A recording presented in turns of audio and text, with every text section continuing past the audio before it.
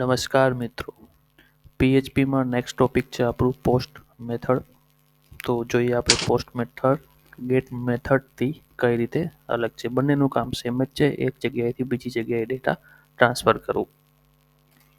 Similar to the get method, the post method is the also used to submit the HTML form data. જે રીતે gate મેથડમાં data HTML ફોર્મમાંથી સર્વરમાં જતા હતા એ જ રીતે આમાં પણ કામ થશે. But data submitted by this method is collected by predefined super global variable is $_post. જ્યારે ગેટ મેથડ માટે $_get સુપર વેરિયેબલ હતો, જ્યારે હવે $_post સુપર વેરિયેબલ છે પોસ્ટ મેથડ માટે. Next જોઈએ. Unlike the get method, it does not have a limit on the amount of information to be sent. હવે જ્યારે આપણે ગેટ મેથડનો યુઝ કરતા હતા ત્યારે આપણે જોયું હશે 2000થી લઈને 2048 સુધીનો કેરેક્ટર આપણે ડેટા એક જગ્યાએથી બીજી જગ્યાએ ટ્રાન્સફર કરી શકતા હતા. બટ જ્યારે અહીં કોઈ એવી લિમિટ પોસ્ટ મેથડમાં એવી કોઈ લિમિટ નથી. તમે અનલિમિટેડ ડેટા સબમિટ કરાવી શકશો, અપલોડ કરી શકશો. The information sent from an HTML form using post method is not visible to anyone. હવે તમને જ્યારે યાદ હોય ગેટ મેથડમાં આપણે ગૂગલનું એક્ઝામ્પલ લીધું હતું ત્યારે તમને અહીંયા સર્ચ બારમાં ડેટા દેખાતો હતો, જ્યારે પોસ્ટ મેથડમાં આવું કંઈ અહીંયા દેખાશે. એડ્રેસ બાર પર કોઈ ડેટા દેખાશે નહીં સિવાય કે વેબસાઇટના નામ સિવાય અને પેજના નામ સિવાય. ફોર એક્ઝામ્પલ, જો લોકલહોસ્ટ પછી posttest.php, જ્યારે ગેટ મેથડમાં અહીંયા ક્વેશ્ચન માર્ક અને તમારા વેરિયેબલનું નામ પછી યુઝરનેમ અને યુઝરનેમમાં જે વેલ્યુ નાખી હતી તે એ બધું તમને દેખાણું હતું, જ્યારે અહીં તમને જોવા નહીં મળે. Next, note that the post method is more secure than the get method. હવે એડ્રેસ બાર ઉપર કંઈ ડેટા દેખાતો નથી એટલે એ વધારે સિક્યોર છે. The data sent using the post method is not visible to any user. The post method in PHP is used to send form data securely to the server. Address bar ઉપર કંઈ data દેખાતો નથી એટલે સિક્યોરલી data સર્વરમાં transfer કરશે without અપેન્ડિંગ the URL. યુઆરએલમાં કોઈ પણ જાતનું અપેન્ડિંગ કે એડિટ કરશે નહીં.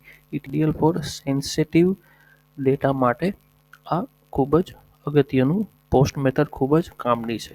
અથવા લાર્જર ડેટા સબમિશન તમારે કરવું હોય ત્યારે પણ તમે આને યુઝ કરી શકો. ઓલમોસ્ટ જ્યારે પણ લોગિન લોગઆઉટ થતું હોય ત્યારે બધા પોસ્ટ મેથડનો જ યુઝ કરતા હોય છે. અધરવાઇઝ આઈડી અને પાસવર્ડ યુઆરએલમાં તમને દેખાય લોગિન લોગઆઉટમાં અને જ્યારે કોઈ ફાઇલ અપલોડ કરવાની હોય ત્યારે પણ, અને લાર્જ અમાઉન્ટમાં હોય. નેક્સ્ટ જોઈએ. નેક્સ્ટ આપણે એક એક્ઝામ્પલ સમજશું.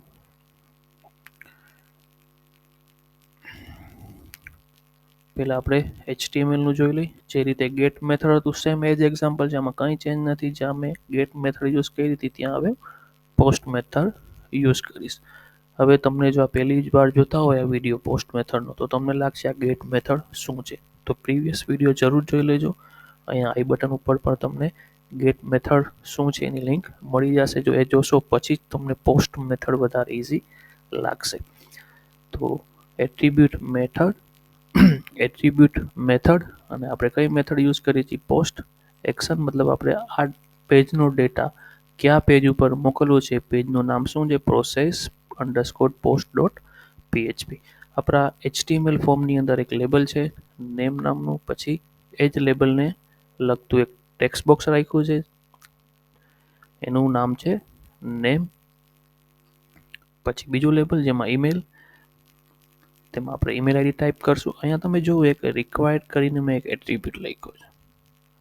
હવે અત્યારનું HTML એટલું એડવાન્સ છે કે તમે એટ્રીબ્યુટ રિક્વાયર્ડ લખશો ત્યાંથી જ આ ફિલ્ડ મેન્ડેટરી બની જશે. મતલબ કે તમે આ ટેક્સ્ટ બોક્સમાં કંઈ વેલ્યુ નહીં નાખો અને સબમિટ બટન ક્લિક કરશો તો તમને સબમિટ થવા દેશે નહીં.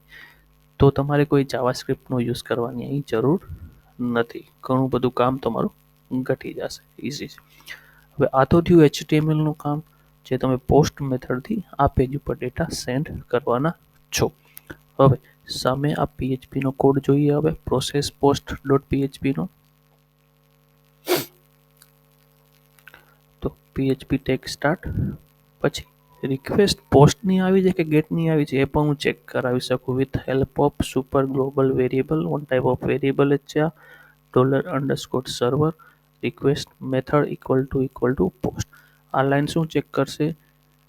જે HTML પેજમાંથી કઈ મેથડમાંથી ડેટા પાસ થાય છે, either post method or get method. જો ગેટ મેથડથી પાસ થતું હશે તો સીધું ઇનવેલિડ રિક્વેસ્ટ આવી જશે, બટ આપણે પોસ્ટ મેથડ જ યુઝ કરી છે એટલે વાંધો નથી, મતલબ આ કન્ડિશન ટ્રુ થશે.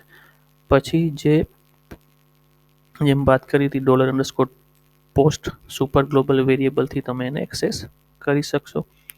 અને HTML સ્પેશિયલ કે લખ્યું છે મેં ગેટ મેથડમાં સમજાવ્યું છે કે આ ફંક્શનથી શું થશે.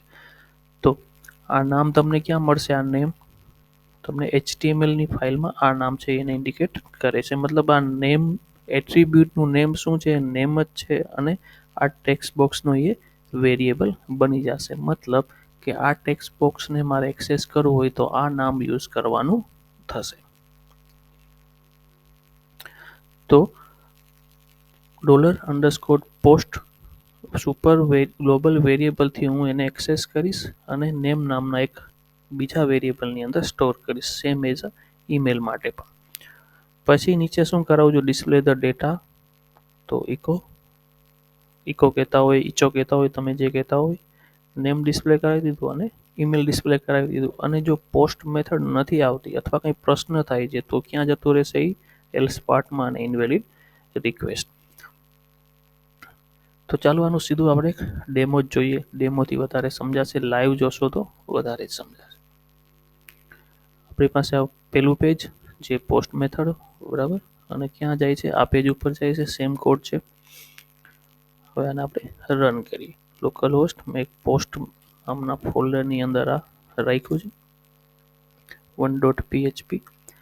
નેમ માગશે BC, ઈમેલ આઈડી. ઓકે, જો આને હું બ્લેન્ક રાખીશ ને સબમિટ કરીશ તો એ સબમિટ થવા દેશે નહીં. અને હું ઈમેલ આઈડીનું ફોર્મેટ પણ ખોટું રાખીશ તો પણ એ સબમિટ નહીં થવા દે.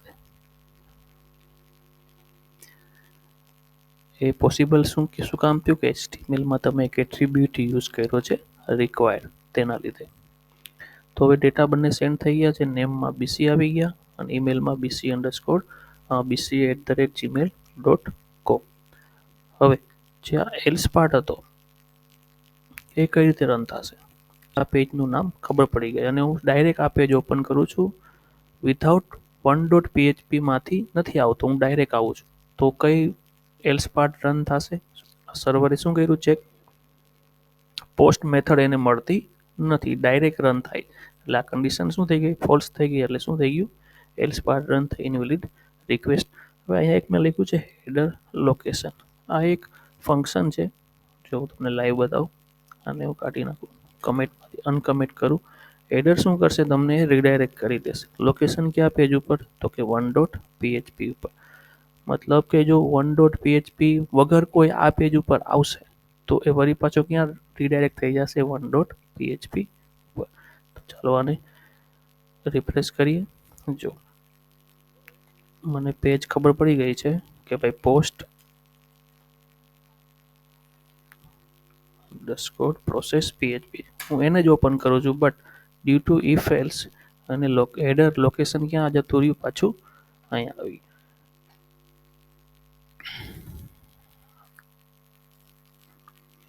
એટલે હું ડાયરેક્ટ હવે આ પેજ ગમે ત્યારે ઓપન કરીશ તો ક્યાં આવતો રહીશ? પાછું $_PHP ઉપર આવી જશે. એટલે કોઈ ઇનવેલિડ રિક્વેસ્ટ તમને મળશે જ નહીં, બરાબર છે.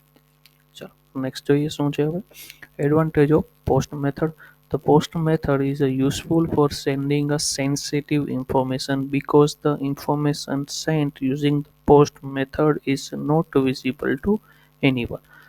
તો આમાં કયા ટાઈપનો ડેટા આપણે સેન્ડ કરશું? સેન્સિટિવ હોય તે.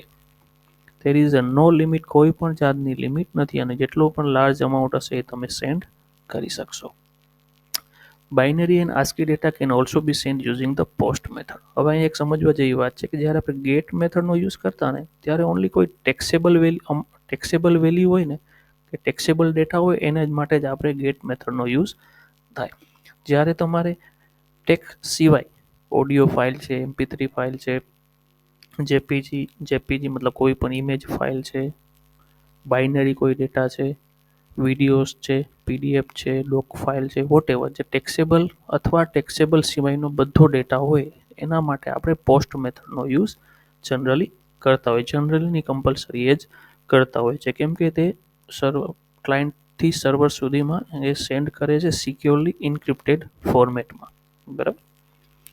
The data securely depend on the HTTP protocol because the information sent using the post method goes through the HTTP header. હમણાં તમે જોયું તો એલ્સ પાર્ટમાં આપણે હેડર મૂક્યું હતું તો હેડર મતલબ એડ્રેસ બારમાં એ ચેન્જ થઈ જાય.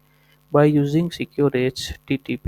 હવે એક પ્રોટોકોલ છે આ તમે નેટવર્ક જો BCAના સેકન્ડ સેમમાં છો તમે BKNMUમાં તો ત્યારે એક સબ્જેક્ટ આવતો હશે નેટવર્કિંગ તમને એની અંદર શાયદ તમને HTTP ટોપિક આવી ગયો હશે. You can ensure that your data is safe. ચલો એડવાન્ટેજ તો જોઈએ, હવે ડિસએડવાન્ટેજ જોઈ લે. ગેટ મેથડના post method do not catch. મતલબ બ્રાઉઝરની અંદર એ કોઈ કેચ કરતું નથી. જ્યારે આપણે ગેટ મેથડ છે એ તમે એને રિફ્રેશ મારશો કે તો એ ડેટા ત્યાંનો ત્યાં રહેશે. Post request never remain in the browser history. હવે તમે એક્ઝામ્પલ જુઓ, આ ડેટા હું અહીંથી અહીં સેન્ડ કરું છું. બ્રાઉઝર તમે જો લોગિન લોગઆઉટ પેજ હોય કોઈ પણ એને તમે બુકમાર્ક કરી લો બ્રાઉઝરમાં અને પછી ગમે ત્યારે ક્લિક કરો તો એ ડેટામાં જે વેરિયેબલમાં જે વેલ્યુ સેન્ડ થઈ હતી એક પેજમાંથી બીજા પેજમાં એ તમને ફરીથી મળશે નહીં. ચલો એક્ઝામ્પલમાં તમને બતાવું. સપોઝ કે મેં અત્યારે અહીંયા BCA અને અહીંયા BCA ઈમેલ ID કરી સબમિટ કર્યું. હવે હું આ ડેટાને બુકમાર્ક કરું. ચલો બુકમાર્ક કરું અને આને બંધ કરી દીધું. આ બુકમાર્ક ફરીથી મેં ઓપન કરું છું. ક્યાં આવી ગયો હું 1.php ઉપર બીકોઝ ઓફ હેડર મેં ચેન્જ કર્યું. મતલબ જે ડેટા મને હમણાં દેખાણો તો એ મને દર વખતે મળશે નહીં. જ્યારે ગેટ મેથડમાં પોસિબલ છે દર વખતે તમને સેમ ડેટા જ મળશે. It is not possible to bookmark the page because the variable are not displayed in URL. Bookmark કરવું પોસિબલ છે બટ બુકમાર્કમાં જે વેલ્યુ તમને મળતી હતી ગેટ મેથડમાં એ તમને મળશે નહીં. ઓકે. મેથડ અને પોસ્ટ મેથડમાં આ જ ડિફરન્સ છે. ગેટ મેથડ ટેક્સેબલ માટે છે જ્યારે પોસ્ટ મેથડ છે ટેક્સ અને ટેક્સ સિવાય કોઈ પણ ડેટા તમારે લાર્જ અમાઉન્ટમાં સેન્ડ કરવો હોય ત્યારે યુઝ થાય છે અને ગેટ કરતાં પોસ્ટ મેથડ વધારે સિક્યોર છે. તો મળીશું આપણે નેક્સ્ટ વિડીયોમાં કૂકી સાથે. What is cookie next topic છે તમારો. ત્યાં સુધી જય હિન્દ, જય ભારત.